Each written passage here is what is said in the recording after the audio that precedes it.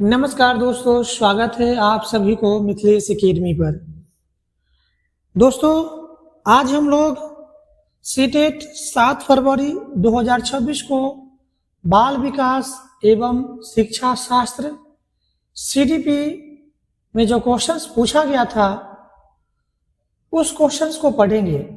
यानी आज की क्लास प्रीवियस ईयर क्वेश्चंस 7 फरवरी 2026 में जो पूछा गया था उसको पढ़ेंगे।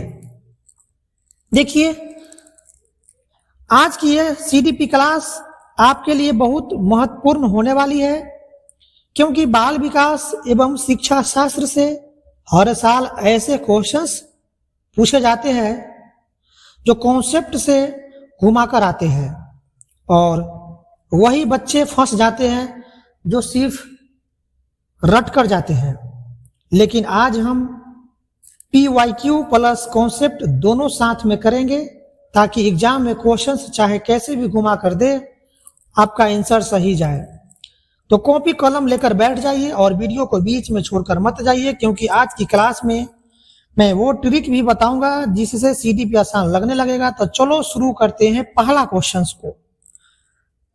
पहला क्वेश्चन है, रामा ने अपने भाई ताहिर के साथ मतलबी तरीके से व्यवहार किया। अगले दिन ताहिर बीमार हो गया। रामा ने निष्कर्ष निकाला कि उसने अपने भाई को बीमार कर दिया। पियाजे के अनुसार रामा संज्ञानात्मक विकास के किस चरण में है? यहाँ पर 4 ऑप्शन दिया हुआ है।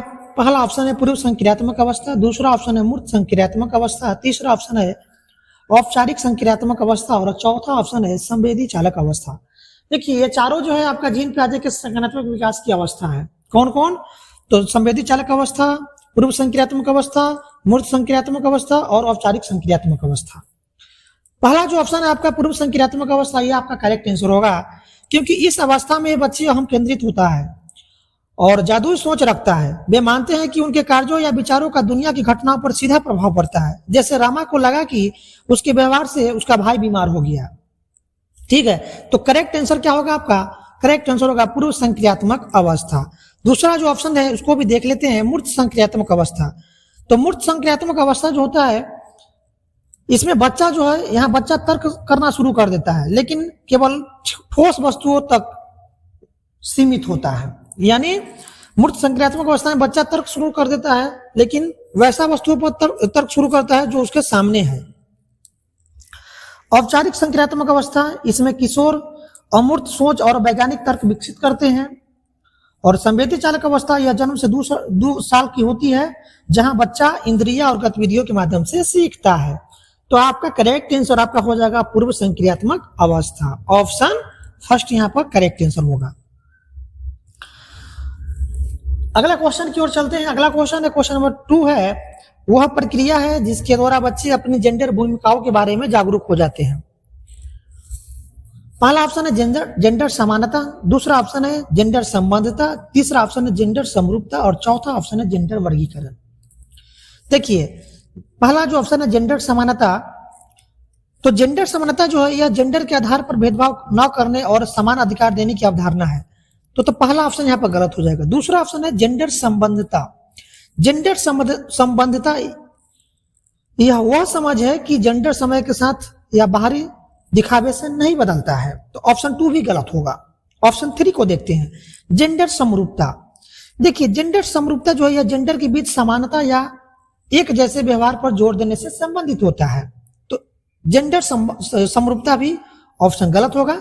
जेंडर वर्गीकरण, देखिए जेंडर वर्गीकरण जो है, जेंडर वर्गीकरण यही आपका जो है ना करेक्ट ऑप्शन होगा। जेंडर वर्गीकरण, जेंडर वर्गीकरण जो है यह वह प्रक्रिया होती है जहां बच्चा खुद को और दूसरे को जेंडर के आधार पर श्रेणियों में बांटना शुरू करता है और अपनी भूमिकाओं के बारे में जागरूक हो जाता है। ठीक है, जैसे जेंडर के बारे में बच्चों को कौन सिखाता है? पहले तो उसका परिवार ही सिखाता है और उसके बाद समाज से सीखता है वो, कि लड़कियां जो है ना घर के काम करेगी और लड़का बाहर के काम करेगा। लड़कियां गुड़िया से खेलेगी और लड़का जो है ना बंदूक से खेलेगा। तो इस तरह की बच्चों में अवधारणा कौन विकसित करता है? उसका परिवार और समाज विकसित करता है। तो इसी को क्या कहते हैं? जेंडर वर्गीकरण कहते हैं। तो ऑप्शन आपका यहाँ पर फर्स्ट करेक्ट आंसर होगा जेंडर वर्गीकरण। ऑप्शन यहाँ पर फोर्थ करेक्ट आंसर होगा जेंडर वर्गीकरण। चलते हैं नेक्स्ट क्वेश्चन की ओर। अगला क्वेश्चन है, निम्नलिखित में से कौन सा परिदृश्य लय वाइगोत्स्की के आलंबन की अवधारणा के अनुप्रयोग का उपयुक्त वर्णन कर रहा है। यानी यहाँ पर क्वेश्चन पूछ रहा है कि इनमें से कौन सा जो है लय वाइगोत्स्की के आलंबन की अवधारणा को जो है ना उपयुक्त वर्णन नहीं कर रहा है। पहला ऑप्शन है, एक शिक्षिका ने विद्यार्थियों को आपस में किसी प्रकार के सहयोग और संवाद करने से सख्त रूप से पाबंदी लगाई हुई है। दूसरा ऑप्शन है, एक शिक्षिका ने श्यामपट्ट पर उत्तर लिख दिया और विद्यार्थियों से कहा कि वे उत्तर अपनी कॉपियों में निष्क्रिय रूप से उतार ले। तीसरा ऑप्शन है, एक शिक्षिका ने अपने विद्यार्थियों के लिए यह अनिवार्य कर दिया कि वे निर्धारित समय अवधि में स्वयं ही समस्याओं का समाधान करें। और चौथा ऑप्शन है, एक शिक्षिका ने अपने विद्यार्थियों को आधी हल की हुई समस्या दी जिन्हें अन्यथा हल करने में कठिनाई हो रही थी। देखिए, लय वाइगोत्स्की के आलंबन यानी इसके फोल्डिंग का जो है ना इसका जो अवधारणा जो है कौन नहीं है इस ऑप्शन में। पहला ऑप्शन को हम देखते हैं। पहला ऑप्शन जो कहता है आपका कि एक शिक्षिका ने विद्यार्थियों को आपस में किसी प्रकार के सहयोग और संवाद करने से सख्त रूप से पाबंदी लगाई हुई है। अरे भाई, जब बच्चा एक दूसरे से बातचीत नहीं करेगा तो फिर सीखेगा कैसे। लय वाइगोत्स्की तो कहा था कि बच्चे जो है ना समाज से जब एक दूसरे के साथ बैठता है, बातचीत करता है, तो बच्चा जो है ना बहुत कुछ लोगों से बातचीत करके सीखता है। तो लय वाइगोत्स्की तो सामाजिक सांस्कृतिक पर जोर दिया था बच्चों के सीखने में। तो पहला ऑप्शन तो गलत हो जाएगा। जब शिक्षिका ही बच्चों को एक दूसरे से बातचीत करने पर पाबंदी लगा देगा तो बच्चा सीखेगा क्या। तो ये तो आपका आलंबन का उदाहरण है नहीं, ये तो लय वाइगोत्स्की के सिद्धांत के विपरीत है। तो पहला ऑप्शन गलत। दूसरा ऑप्शन, एक शिक्षिका ने श्यामपट्ट पर उत्तर लिख दिया और विद्यार्थियों से कहा कि वे उत्तर अपनी कॉपियों में निष्क्रिय रूप से उतार ले। देखिए, निष्क्रिय यह जो वर्ड है ना, ये आपका नेगेटिव वर्ड है। जहां भी निष्क्रिय लिखा हुआ दिखेगा समझ जाना कि वो ऑप्शन गलत होगा। अरे भाई, बच्चा चुपचाप क्लास में बैठा हुआ है और मास्टर जी आए और ब्लैक बोर्ड पर लिख दिया और बच्चा से कहा कि तुम निष्क्रिय रूप से उतार लो, तो क्या यह आलंबन का उदाहरण होगा? नहीं। लय वाइगोत्स्की तो सीधा कहा था कि बच्चा जो है समाज से सीखता है। जब बच्चा जब दो लोगों के बीच बैठता है, उससे बातचीत करता है, तो क्या करता है, अपना उसकी भाषा का विकास होता है। तो यह भी क्या है आपका लय वाइगोत्स्की के सिद्धांत के विपरीत है। और निष्क्रिय यह भी आपका नेगेटिव वर्ड है। तो एक वर्ड से आप पकड़ लीजिएगा कि यह ऑप्शन सही है कि गलत है। जहां भी निष्क्रिय लिखा हुआ दिखेगा समझ जाइएगा कि यह ऑप्शन गलत होगा। तो सेकंड ऑप्शन भी गलत। एक शिक्षिका ने अपने विद्यार्थियों के लिए यह अनिवार्य कर दिया कि वे निर्धारित समय अवधि में ही स्वयं ही समस्याओं का समाधान करे। अरे, जब बच्चा स्वयं ही समस्याओं का समाधान करेगा तो यह तो आलंबन का उदाहरण है नहीं। क्योंकि लय वाइगोत्स्की ने कहा था कि बच्चा जो है ना, बच्चा जब अटक जाए, कहीं फंस जाए, तो थोड़ा सा उसको हेल्प दे दो। तो बच्चा जो लय वाइगोत्स्की ने कहा था कि बच्चा जो है ना पहले दूसरे की सहायता से सीखता है, उसके बाद वह अपने आप सीख जाता है। यानी बच्चा को पहले सीखने में दूसरे की सहायता लेना पड़ता है, उसके बाद बच्चा जो है ना स्वयं उस काम को करने लगता है। यानी किसी काम को करने में बच्चा जो है ना पहले किसी दूसरे से सहायता लेता है, उसके बाद उस काम को बच्चा स्वयं करने लगता है। तो यह भी ऑप्शन आपका क्या है, गलत हो जाएगा। अरे, बच्चा जब स्वयं अपने से ही करेगा तो यह तो आलंबन का उदाहरण हुआ नहीं, स्कैफोल्डिंग का उदाहरण तो है नहीं। स्कैफोल्डिंग का मतलब है टेम्पोररी सपोर्ट देना। मान लिया जाए कि मुझे साइकिल चलाने नहीं आता है, ठीक है, पहली बार मैं साइकिल सीख रहा हूं, तो पिताजी क्या करते, पिताजी पीछे से क्लियर पकड़कर साइकिल का और मुझे सहारा देने लगे, ठीक है, कि तो बेटा तुम साइकिल चलाओ, हम पीछे से क्लियर पकड़े हुए हैं। तो क्या है कि हम साइकिल क्या है कि अब पीछे से पापा क्लियर पकड़े हुए हैं और हम साइकिल चलाना शुरू कर देते हैं, ठीक है। तो चलाते चलाते क्या है कि फिर हम क्या है कि बिना पकड़े हुए साइकिल चलाना सीख जाते हैं। तो जो पीछे से जो टेम्पोररी सपोर्ट दिया गया उसी को क्या कहा गया, आलंबन कहा गया, ठीक है। यानी पापा जी जो पीछे से साइकिल का क्लियर पकड़े हमारे लिए, और हम क्या करें कि मुझे क्या हुआ कि पहले किसी दूसरे का सपोर्ट लेना पड़ा सीखने के लिए, उसके बाद हम क्या किए, अपने आप उस काम को करने लगे, ठीक है। तो इसी को क्या कहा जाता है, आलंबन कहा जाता है। दूसरे की सहायता, दूसरे की मदद से किसी काम को करना, या क्या है आपका आलंबन है। तो यहां पर आलंबन देखो जब बच्चा स्वयं ही करेगा तो आलंबन होगा नहीं। चौथा ऑप्शन को देखते हैं। चौथा ऑप्शन जो है, एक शिक्षिका ने अपने विद्यार्थियों को आधी हल की हुई समस्या दी जिन्हें अन्यथा हल करने में कठिनाई हो रही थी। हाँ, यह आलंबन का उदाहरण है। यदि बच्चा अटक जाए, कहीं फंस जाए, तो उसका थोड़ा सा उसको मदद दे दो, ताकि बच्चा जहां फंसा है वो आपकी मदद से उस समस्या को हल करके और पूरी समस्या को वह हल कर लेगा। तो यह आलंबन का उदाहरण है।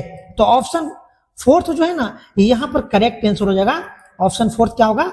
करेक्ट आंसर होगा। ठीक है, आलंबन का अर्थ है छात्र को तब सहायता देना जब वो अटक जाए। आधी हल की हुई समस्या देना छात्र को आगे बढ़ाने के लिए आवश्यकता क्या है? आवश्यक सहायता यानी सपोर्ट प्रदान करता है।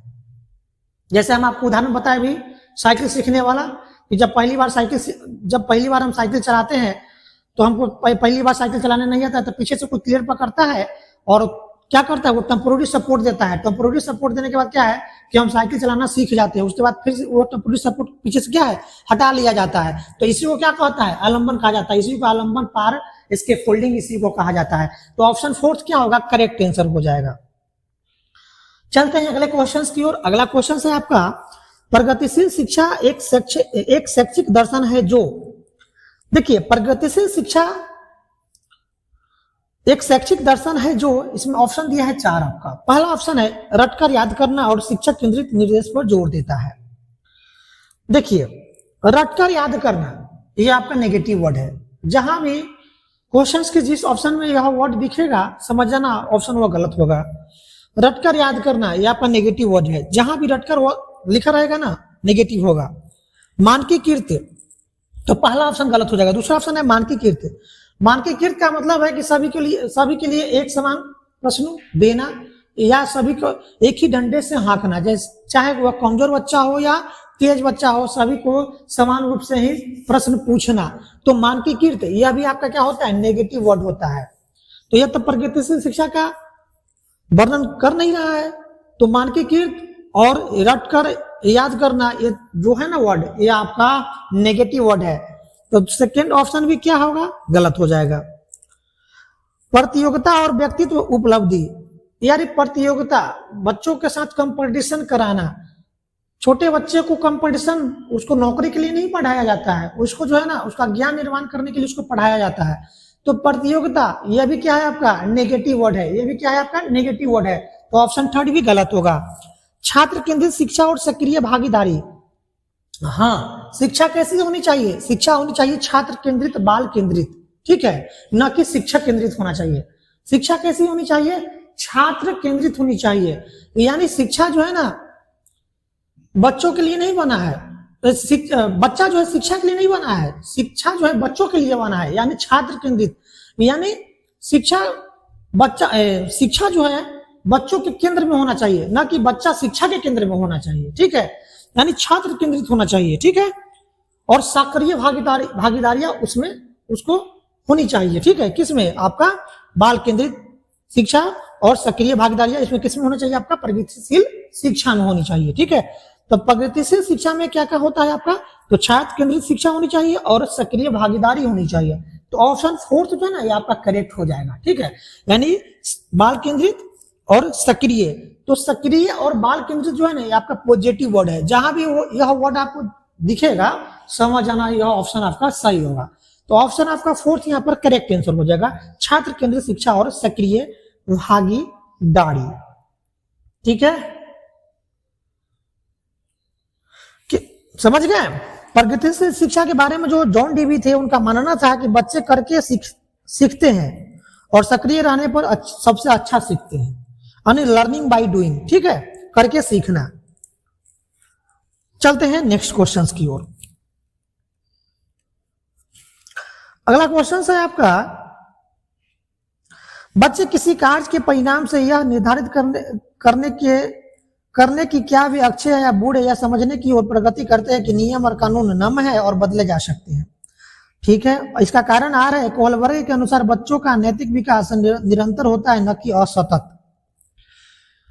तो देखिए यहाँ पर ऑप्शन जो है ना आपका ए सही है, अभिकथन ए सही है। बच्चे किसी कार्य के परिणाम से यह निर्धारित करते हैं कि क्या वे अच्छे हैं या बुरे हैं, यह समझने की ओर प्रगति करते हैं कि नियम और कानून नम है और बदले जा सकते हैं।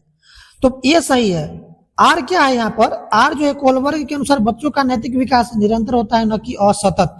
तो आर यहाँ पर क्या है, गलत है, क्योंकि कोलबर्ग ने नैतिक विकास की अवस्थाएं दी है जिसे उन्होंने असतत प्रक्रिया माना है न कि निरंतर। तो अभी कथन ये सही है, क्योंकि बच्चे सजा आज्ञाकारिता से क्या है, अपने नैतिकता की ओर बढ़ते हैं। तो ये सही है और आर गलत है। तो ऑप्शन क्या हो जाएगा, ऑप्शन जो है आपका सेकेंड करेक्ट आंसर हो जाएगा। चलते हैं नेक्स्ट क्वेश्चन की ओर। अगला क्वेश्चन है, लय वागोत्स्की के अनुसार संज्ञानात्मक विकास किसके दौरान निर्देशित होता है। लय वागोत्स्की के अनुसार संज्ञानात्मक विकास जो है किसके दौरान निर्देशित होता है। पहला ऑप्शन है अवधान और ध्यान केंद्रित करने की प्रक्रियाओं द्वारा। दूसरा ऑप्शन है समायोजन और समावेशन के द्वारा जो स्कीमाओं को बदलते हैं। तीसरा ऑप्शन है पर्यावरण द्वारा दिए गए सकारात्मक और नकारात्मक पुनर्वलन द्वारा। और चौथा ऑप्शन है निजी वाक्य के रूप में भाषा द्वारा। देखिए भाषा, जहां भी आपको यह वाला वर्ड दिखेगा ना, भाषा और निजी वाक्य, प्राइवेट स्पीच, तो सीधा संबंधित है आपका लय वागोत्स्की से। ठीक है, किससे, लय वागोत्स्की से संबंधित है। निजी वाक्य के रूप में भाषा जो है ना, ये आपका सही उत्तर होगा। निजी वाक्य के रूप में भाषा द्वारा, ये आपका करेक्ट ऑप्शन होगा, क्योंकि वागोत्स्की के अनुसार भाषा संज्ञानात्मक विकास का मुख्य साधन है। और निजी वाक्य जो इसका प्राइवेट स्पीच जो है वह है जहां बच्चे खुद को निर्देशित देने के लिए बात करता है। प्राइवेट स्पीच, बच्चा मन ही मन जो बात करता है वो अपना कार्य को क्या करता है, वो गाइड करते रहता है। ठीक है, तो उसका जो प्राइवेट स्पीच जो है उसमें बच्चा क्या करता है, अपने कार्य को, उससे क्या है, बात अपने मन ही मन बात करके क्या करता है, वो अपने कार्य को निर्देशित करता है, गाइड करता है। जिसको लय वागोत्स्की ने क्या किया है, निजी संभाषण यानी प्राइवेट स्पीच कहा है। तो ऑप्शन जो है ना आपका फोर्थ करेक्ट आंसर होगा, निजी वाक्य के रूप में भाषा द्वारा। जबकि अन्य जो तीन आपका विकल्प दिया हुआ 1, 2, 3 ये आपका गलत है, क्योंकि अवधान और ध्यान केंद्रित करने की प्रक्रिया द्वारा। तो देखिए अवधान जो है ये आपका सूचना प्रसंस्करण सिद्धांत से संबंधित है। और समायोजन और समावेशन जो है आपका, समायोजन और समावेशन जो है आपका जीन पाजे का सिद्धांत है। ठीक है, और पर्यावरण द्वारा दिए गए सकारात्मक और नकारात्मक पुनर्वलन, तो जो आपका है ना पुनर्वलन जो है आपका स्किनर के व्यवहारवाद से संबंधित है। तो 1, 2, 3 आपका ऑप्शन गलत है और ऑप्शन फोर्थ आपका यहाँ पर करेक्ट आंसर है, निजी वाक्य के रूप में भाषा द्वारा। ये आपका करेक्ट ऑप्शन है। अगला क्वेश्चन है, निम्नलिखित में से कौन सी बुद्धि लोगों को दूसरे के मनोभाव और भावनाओं को देखने, व्यक्त करने, समझने और नियंत्रित करने में मदद करती है। पहला ऑप्शन है तार्किक गणितीय बुद्धि, दूसरा ऑप्शन है संगीतमय बुद्धि, तीसरा ऑप्शन है प्रकृतिवादी बुद्धि, चौथा ऑप्शन है अंतर्वैयक्तिक बुद्धि। देखिए तार्किक गणितीय बुद्धि जो है ये आपका गणितीय से संबंधित होता है। तार्किक गणितीय बुद्धि जो आपका गणित से संबंधित हो, यहाँ पर क्या है, तर्क और अंकों की समस्या को हल करने की क्षमता होती है। दूसरा ऑप्शन संगीतमय बुद्धि, तो यह लय, ताल, संगीत के प्रति संवेदनशीलता है, तो ऑप्शन 2 भी गलत हो जाएगा। तीसरा है प्रकृतिवादी बुद्धि, तो प्रकृतिवादी बुद्धि या प्रकृति, पौधों और जानवरों को समझने की क्षमता होती है, तो तीसरा ऑप्शन भी गलत हो जाएगा। चौथा ऑप्शन है आपका अंतर्वैयक्तिक बुद्धि, तो अंतर्वैयक्तिक बुद्धि जो है आपका हार्वर्ड गार्डनर के अनुसार यह बुद्धि दूसरों की भावनाओं, इच्छाओं और प्रेरणाओं को समझने की क्षमता है। तो यहाँ पर जो है ना करेक्ट आंसर आपका होगा अंतर्वैयक्तिक बुद्धि। और दूसरे की वैसा बुद्धि जो दूसरे के भावनाओं, मनोभाव देखने, व्यक्त करने और समझने की नियंत्रण में मदद करती है, यह आपका बुद्धि कौन सा होता है, यह आपका अंतर्वैयक्तिक बुद्धि होता है। और हार्वर्ड गार्डनर ने यह बुद्धि दिया था आपका अंतर्वैयक्तिक बुद्धि। इन्होंने बताया था कि जो व्यक्ति दूसरे की भावनाओं, इच्छाओं और उसकी व्यक्त करने की क्षमता को समझ जाता है, उसमें कौन सा बुद्धि पाया जाता है, अंतर्वैयक्तिक बुद्धि पाया जाता है। तो ऑप्शन जो है ना आपका फोर्थ करेक्ट आंसर हो जाएगा अंतर्वैयक्तिक बुद्धि। चलते हैं अगला क्वेश्चन की ओर। अगला क्वेश्चन, एक बच्चा का पहला अनुभव और साथ ही लड़की या लड़का होने का मतलब क्या है कि अपेक्षा किससे आती है। पहला ऑप्शन रिश्तेदार, दूसरा ऑप्शन है पड़ोस, तीसरा ऑप्शन है परिवार, चौथा ऑप्शन है मीडिया। देखिए परिवार जो है ना यह बच्चा की समाजीकरण की प्राथमिक संस्था होती है। बच्चों की समाजीकरण की प्राथमिक संस्था कौन होती है, परिवार। उसके बाद उसका होता है पड़ोस, परिवार और मीडिया। लेकिन पहला जो समाजीकरण की प्राथमिक संस्था जो होता है ना उसका परिवार होती है। और द्वितीयक संस्था में आता है उसका रिश्तेदार, पड़ोस, मीडिया, स्कूल, ये सब उसका क्या है, बच्चों की द्वितीयक बच्चों की समाजीकरण की द्वितीयक संस्था है आपका कौन कौन, रिश्तेदार, पड़ोस, मीडिया, स्कूल। लेकिन पहला जो आपका प्राथमिक संस्था है आपका परिवार होती है, क्योंकि बच्चा सबसे पहले परिवार में ही सीखता है। तो परिवार जो है बच्चों के समाजीकरण की प्राथमिक संस्था है, प्रथम संस्था है। और जेंडर के बारे में बच्चे की पहली समझ और अपेक्षा घर से ही शुरू होती है कि लड़का यह काम करेगा, लड़कियां वो काम करेगी। ये पहला चीज बच्चा कहाँ से सीखता है, परिवार से तो ही सीखता है। तो यहाँ पर ऑप्शन जो दिया है, बच्चे का पहला अनुभव और साथ ही लड़की या लड़का होने का मतलब क्या है, इसकी अपेक्षा किससे आती है, तो उसका परिवार से आती है, क्योंकि परिवार जो होती है बच्चों के समाजीकरण की प्रथम संस्था होती है। तो ये सारी बात बच्चा किससे सीखते हैं, लड़का और लड़कियों के बीच भेदभाव करना बच्चा को कौन सिखाता है, तो उसका परिवार ही तो सिखाता है। पहला चीज तो परिवार से ही सीखता है। तो ऑप्शन है यहाँ पर first correct answer, sorry option यहाँ पर थर्ड करेक्ट आंसर होगा परिवार। क्या होगा, परिवार होगा। रिश्तेदार, पड़ोस, मीडिया तो बाद में आती है, पहला तो उसका परिवार ही होती है। तो ऑप्शन यहाँ पर थर्ड यहाँ करेक्ट आंसर हो जाएगा परिवार। चलते हैं अगले क्वेश्चन की ओर। अगला क्वेश्चन है रचनात्मक मूल्यांकन की एक आवश्यक विशेषताएं है। तो रचनात्मक मूल्यांकन, पहला ऑप्शन यहाँ पर वर्ष के अंत में परीक्षण और परीक्षा। दूसरा ऑप्शन है शिक्षार्थियों के लिए मूल्यांकन का मानदंड का स्पष्टीकरण। तीसरा ऑप्शन है वस्तुनिष्ठता प्राप्त करने के लिए मात्रात्मक साधनों पर ध्यान देना। और चौथा ऑप्शन है शिक्षार्थियों को सापेक्ष पद और श्रेणियां प्रदान करना।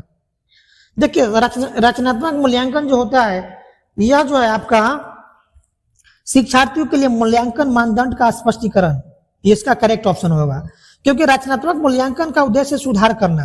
जब छात्र को पता होता है कि उन्हें किस आधार पर परखा जा रहा है तो वे बेहतर तरीके से सीख पाते हैं। तो ऑप्शन जो होगा ना, ऑप्शन आपका होगा सेकेंड, शिक्षार्थियों के लिए मूल्यांकन मानदंड का स्पष्टीकरण। ठीक है, ये आपका रचनात्मक मूल्यांकन का एक आवश्यक विशेषता है। तो ऑप्शन यहाँ पर आपका करेक्ट आंसर होगा ऑप्शन सेकेंड, शिक्षार्थियों के लिए मूल्यांकन मानदंड का स्पष्टीकरण। यानी बच्चा को जो पढ़ा रहे हैं उसको पता होना चाहिए कि हम क्या चीज पढ़ रहे हैं। यह नहीं कि हम पढ़ा कुछ और रहे हैं, बच्चे को क्लास में कुछ और पढ़ा रहे हैं, बच्चा समझ नहीं पा रहा है। तो बच्चों को यह जानकारी होनी चाहिए कि हमको किस चीज के बारे में पढ़ाया जा रहा है और किस चीज के बारे में हमसे पूछा जा रहा है। बच्चों की इसके बारे में उसको जानकारी होनी चाहिए। तो सेकेंड यहां पर आपका करेक्ट आंसर हो जाएगा। चलते हैं अगले क्वेश्चन की ओर। अगला क्वेश्चन है आपका लेखन वैकल्प है एक। देखिए लेखन वैकल्प, पहला ऑप्शन है व्यक्तित्व विकार, दूसरा ऑप्शन है शारीरिक अपंगता, तीसरा ऑप्शन है अधिगमात्मक अक्षमता और चौथा ऑप्शन है तंत्रिकीय विकार। देखिए लेखन वैकल्प जो है आपका अधिगमात्मक क्षमता है, अक्षमता है, लर्निंग डिसेबिलिटी है। डिस्ग्राफिया एक सीखने की अक्षमता है जो लिखने की क्षमता जैसे बर्तनी और हस्तलेखन को प्रभावित करती है। ठीक है, तो ऑप्शन यहाँ पर क्या होगा, ऑप्शन आपका यहाँ पर करेक्ट आंसर हो जाएगा अधिगमात्मक अक्षमता। ठीक है, लेखन वैकल्प क्या है, यह एक अधिगमात्मक अक्षमता है। तो ऑप्शन यहाँ पर क्या हो जाएगा, ऑप्शन यहाँ पर थर्ड करेक्ट आंसर हो जाएगा। अगला क्वेश्चन है आपका, अगला क्वेश्चन है एक शिक्षक को कक्षाओं में प्रतिभाशाली बच्चों की डैश जरूरतों को ध्यान में रखना चाहिए। पहला ऑप्शन है संज्ञानात्मक और भावनात्मक, दूसरा ऑप्शन संज्ञानात्मक और सामाजिक, तीसरा ऑप्शन संज्ञानात्मक, सामाजिक और भावनात्मक और चौथा ऑप्शन है संज्ञानात्मक। देखिए एक शिक्षक को कक्षाओं में प्रतिभाशाली बच्चों की डैश जरूरतों को ध्यान में रखना चाहिए। तो सामाजिक, संज्ञानात्मक और भावनात्मक, ये तीनों को उसको तीनों को क्या है उसको ध्यान में रखना चाहिए। एक बच्चे का विकास समग्र होता है। प्रतिभाशाली बच्चों को केवल चुनौतीपूर्ण कार्य संज्ञानात्मक चाहिए, बल्कि उनके सामाजिक संबंधों और भावनाओं का भी ध्यान में रखना जरूरी होता है। ठीक है, तो एक प्रतिभाशाली बच्चों का किन किन बातों का ध्यान रखना चाहिए, तो संज्ञानात्मक, सामाजिक और भावनात्मक, ये तीनों बातों का ध्यान रखना चाहिए एक प्रतिभाशाली बच्चों में। ठीक है, तो ऑप्शन यहाँ पर क्या होगा, ऑप्शन यहाँ पर करेक्ट आंसर होगा संज्ञानात्मक, सामाजिक और भावनात्मक। ऑप्शन यहाँ पर थर्ड करेक्ट आंसर हो जाएगा। अगला क्वेश्चन है सीखने की अक्षमता वाले छात्रों को पढ़ाने के लिए निम्नलिखित में से कौन से शैक्षणिक दृष्टिकोण का उदाहरण है। पहला ऑप्शन है बहुसंवेदी रणनीतियों का उपयोग, दूसरा ऑप्शन सीखने के मानकीकृत लक्ष्य, तीसरा ऑप्शन लचीला और अनुक्रमिक निर्देश और चौथा ऑप्शन है कार्यों को छोटे छोटे भागों में बांटना। देखिए ऑप्शन जो है यहां पर सीखने की अक्षमता वाले बच्चों के लिए, सीखने की अक्षमता वाले बच्चों के लिए जो है यहाँ पर क्या क्या चीज करना चाहिए, तो बहुसंवेदी रणनीतियों का उपयोग करना चाहिए। पहला ऑप्शन यहाँ पर करेक्ट होगा। सीखने के मानकीकृत लक्ष्य नहीं, मानकीकृत लक्ष्य का मतलब है सभी के लिए एक ही समान का प्रश्न देना या पूछना, तो ये ऑप्शन यहाँ पर गलत हो जाएगा। लचीला और अनुक्रमणिक निर्देश, हाँ लचीला, पढ़ाई कैसा होना चाहिए, लचीली होनी चाहिए, तो थर्ड भी करेक्ट होगा। फोर्थ, कार्यों को छोटे छोटे भागों में बांटना, हाँ ये आपका करेक्ट होगा। कार्यों को छोटे छोटे भागों में बांटना, बच्चों को पहले छोटे छोटे चीजों को सिखाओ, उसके बाद उसको फिर पहले सरल भाषा को सिखाओ, सरल के बाद फिर उसको कठिन की ओर ले जाओ। तो बच्चों को शुरुआती में छोटे छोटे टुकड़ों में बांटकर पढ़ाना है, उसके बाद धीरे धीरे उसको फिर से उसको क्या है लंबी चीजों में ले जाना है। तो यहाँ पर करेक्ट आंसर होगा आपका ऑप्शन 2, 1, 2 और 4। अगला क्वेश्चन है स्वलीन क्रम विकार के बारे में निम्नलिखित में से कौन सा कथन सही है।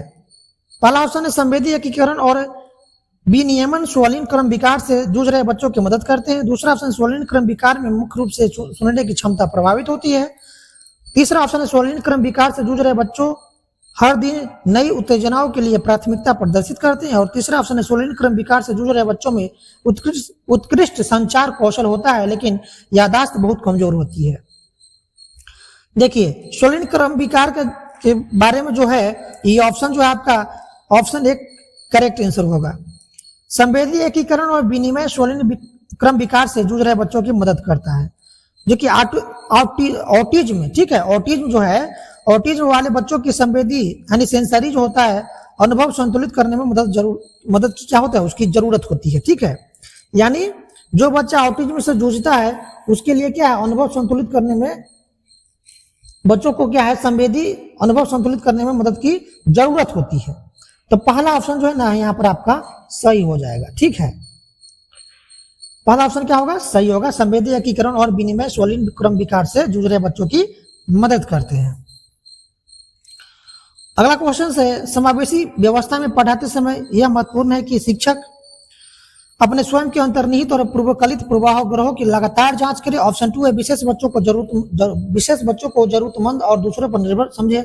तीसरा ऑप्शन है सभी शिक्षार्थियों के समान पाठ्यक्रम और समान शिक्षा शास्त्र का पालन करे।